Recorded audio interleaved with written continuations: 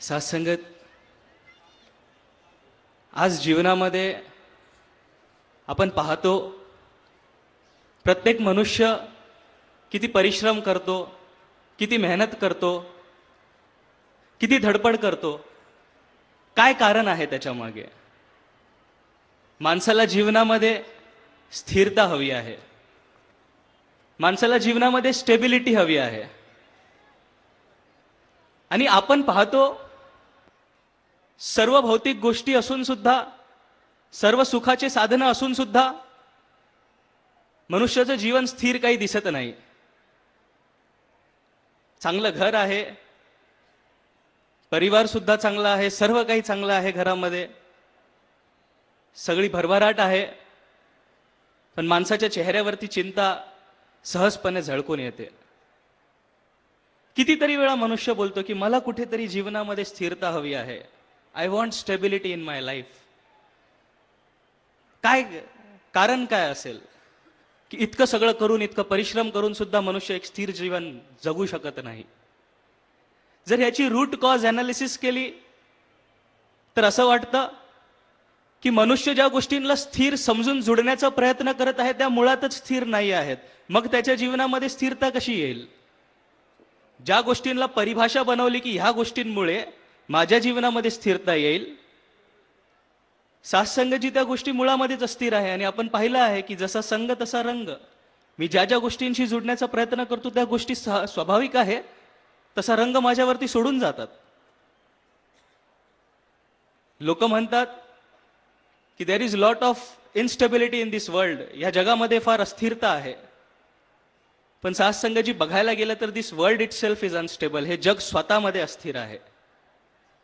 Science says atom is an smallest particle of an element. सगळ्यात छोटी जी गोष्ट आहे ॲटम, त्याच्यामध्ये परत इलेक्ट्रॉन, प्रोटॉन, न्यूट्रॉन, आणि प्रोटॉन आणि न्यूट्रॉनच्या भोवती ते इलेक्ट्रॉन्स फिरत असतात. आता कदाचित मला हा माईक स्थिर वाटत असेल, पण ह्याच्यामध्ये सुद्धा साथसंगतची ती प्रक्रिया सुरू असेल.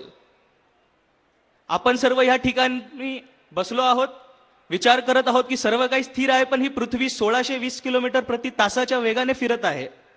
कुठे स्थिर आहे? हे जग स्वतःमध्ये अस्थिर आहे. मी स्वतः अस्थिर गोष्टींनी बनलेलो आहे आणि परमात्म्याची अपेक्षा आहे की मी स्थिरतेकडे वळू. साथसंगत काही दिवसापूर्वीची गोष्ट आहे. माझ्या घरामध्ये बिल्डिंगमध्ये लाईट गेली होती. लहान लहान मुलं क्रिकेट खेळत होती. काही दिसत नव्हतं म्हणून त्यांनी क्रिकेट खेळणं बंद करून टाकलं आणि एक नवीन खेळ सुरू केला. काही दिसत नाही त्यांचा फायदा लहान लहान मुलांनी घेतला. कोणत्याही दरवाजाच्या मागे जायचे, जोरात कडीवरती बॅट मारायचे, हात मारायचे, आतनं आवाज यायचा कॉन. 5-5, 6-6 वर्षाची मुलं जोरात ओरडायची आतंकवादी. साथसंगतजींनी हसून तिकडनं पळून जायची. मी चालत होतो, ज्यावेळेस माझ्या कानांवरती पडलं तर मला आश्चर्य वाटलं, अरे ह्यांना सुद्धा आता कळायला लागलं की टेररिस्ट काय असतो, आतंकवादी काय असतो, काय परिणाम असेल त्या बालमनावरती त्या वयामध्ये. एक वेळ होता ज्यावेळेस साथसंगत दास पुण्याला जॉबसाठी गेला होता. एका महात्म्यांबरोबर चाललो होतो, तर चालता चालता सहज महात्म्यांना म्हणालो, महाराज जी वो देखो स्वाइन हॉस्पिटल. ते महात्मा जी म्हणाले, आपकी आंखों को क्या हो गया है? वो स्वाइन नहीं, वो स्वप्निल हॉस्पिटल है. साथसंगतजी मी पटकन म्हणालो, पुण्यामध्ये स्वाइन फ्लू इतकं चालू आहे की आता तिकडे स्वप्निल सुद्धा दिसत नाही आहे, स्वाइन दिसत आहे.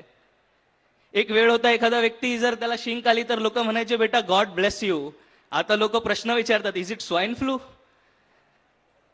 साथसंगतजी हे जग स्वतःमध्ये इतकं अस्थिर आहे, त्याच्यामध्ये आपण पाहत आहोत की ज्या घटना घडत आहेत त्या पण स्वतः मुळामध्ये अस्थिर आहे.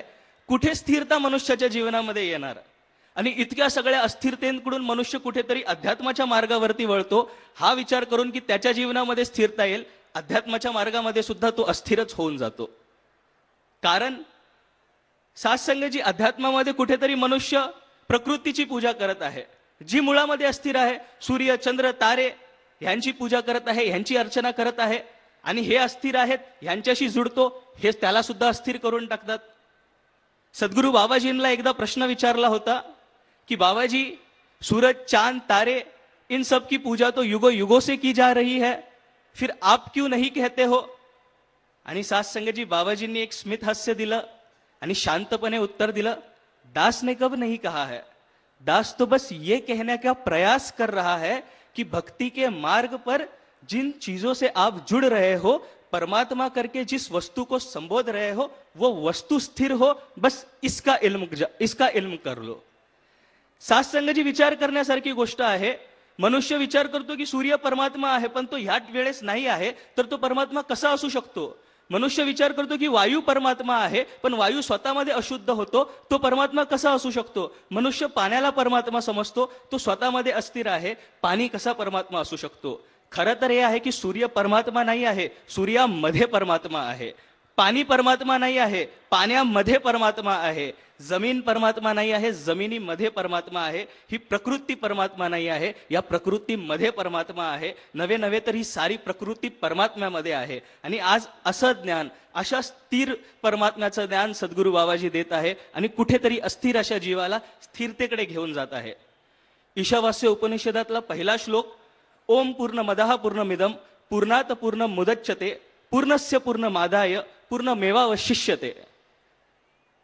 साथ संगतजी त्याला इंग्लिशमध्ये ट्रान्सलेट केलं तर असं म्हणतात की they say that everything is whole, if you take out whole out of whole, what remains is whole, and if you add whole to the whole, what remains is hole.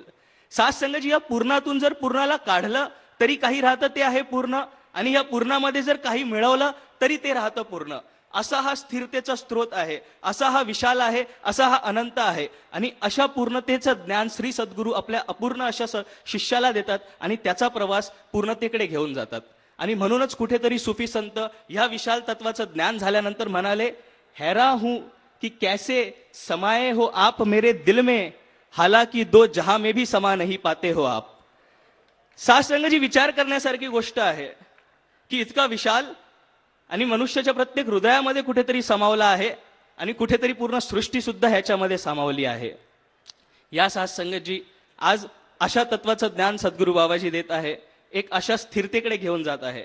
Das विज्ञानाचा विद्यार्थी आहे, सायन्सचा student आहे. सायन्समध्ये मी एक concept वाचला होता, resonance. साथ संगतजी कॉन्सेप्ट फार सोपा होता. सांगणाऱ्यांनी सांगितलं की एक ऑब्जेक्ट आहे, त्याची एक फ्रिक्वेन्सी असते, अजून एक ऑब्जेक्ट आहे, त्याची एक फ्रिक्वेन्सी असते.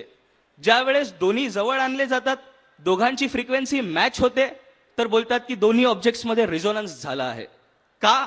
कारण दोघांची फ्रिक्वेन्सी मॅच झाली. आज मनुष्य कुठेतरी आपली अस्थिर फ्रिक्वेन्सी घेऊन चालत आहे. या परमात्म्याची फ्रिक्वेन्सी स्थिर आहे, ही फ्रिक्वेन्सी मॅच कशी होणार? दोघांमध्ये रिझोनन्स होणार तर कसा होणार? मी माझे स्वतःचे काही विचार घेऊन चाललो आहे, मी माझ्या मनाला त्या ठिकाणी घेऊन जात आहे जिथे माझी इच्छा आहे. ह्या परमात्म्याकडे माझं मन वळणार तर कसं वळणार? साथ संगतजी या ठिकाणी आपण सर्वजण बसलो आहोत आणि ह्याच ठिकाणी, ह्याच हवेमध्ये, ह्याच आकाशामध्ये कितीतरी गाणी ह्या वेळेस चालू असतील, कितीतरी FM चॅनल्सचं ब्रॉडकास्टिंग चालू असेल, टेलिकास्टिंग चालू असेल. फक्त साथ संगतजी गरज आहे, खिशातून कोणीतरी मोबाईल काढायचा आहे, ती फ्रिक्वेन्सी ट्यून करायची आहे आणि ह्याच क्षणाला, ह्याच वेळेला पाहिजे तो चॅनल मनुष्याला ऐकायला येईल, पाहिजे ते गाणं त्याला ऐकायला मिळेल. साथ संगतजी ती गाणी ह्याच ठिकाणी आहेत, सर्व काही इथेच आहे. बस तो ट्यूनर पाहिजे जो त्या फ्रिक्वेन्सीला ट्यून करेल. मग तो रेडिओ असू शकतो, तो ट्यूनर मोबाईल असू शकतो, काही असू शकतो. मनुष्य प्राण्याची साथ संगतजी जर कुठेतरी स्थिरतेकडे ट्युनिंग करायची असेल, परमात्मा ह्याच ठिकाणी आहे, पण माझी ट्युनिंग जर मला करायची असेल तर कुठेतरी माझ्या जीवनामध्ये एक समर्थ सद्गुरू लागेल, जो मला कुठेतरी या अस्थिरतेकडे काढून या स्थिरतेकडे ट्यून करून जाईल. माझ्या अस्थिर फ्रिक्वेन्सीला या स्थिर फ्रिक्वेन्सीशी जोडेल आणि कुठेतरी मग माझ्या जीवनामध्ये एक स्पिरिच्युअल रिझोनन्स येईल.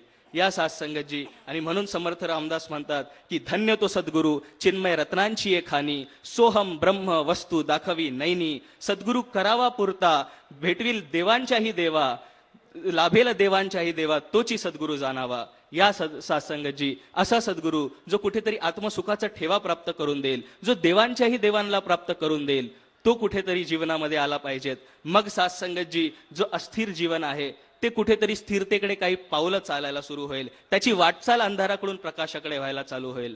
सद्गुरू बाबाजी काही वर्षांपूर्वी आपल्या मुखारबिंदातून म्हणाले होते की आंधी मगरूर दरख्तों को निगल जाएगी, आंधी मगरूर दरख्तों को निगल जाएगी, बस वही शाख बच जाएगी जो लचक जाएगी. या साथ संगतजी कुठेतरी आज बघण्यासारखी गोष्ट आहे. ज्या वेळेस मोठा महापूर येतो त्यावेळेस फक्त लव्हाळी वाचते, त्यावेळेस छोटं छोटं गवतच राहतं. ज्यांनी ज्यांनी साथसंगतजी ह्यांच्या चरणांवरती आपलं जीवन समर्पित केलं आहे, शेवटच्या क्षणांना साथसंगत भौतिकतेने सर्व काही असलं तरी माणसाचं काही चालणार नाही, पण ह्यांच्याकडनं साथसंगतजी जे प्राप्त झालं आहे त्याचं कुठे ना कुठेतरी साथसंगतजी या परमात्म्याच्या दरवाजांमध्ये एक खुलं स्वागत असेल. कारण साथसंगतजी त्याचं जीवन जे असेल ते प्रकाशमय जीवन असेल. साथसंगतजी, बाबाजी तुमच्या चरणांवरती तर एकच बाबाजी काही निवेदन तर नाही आहे, फक्त दास एवढंच बोलेल की बाबाजी थँक्स फॉर ऑल. धन्यवाद.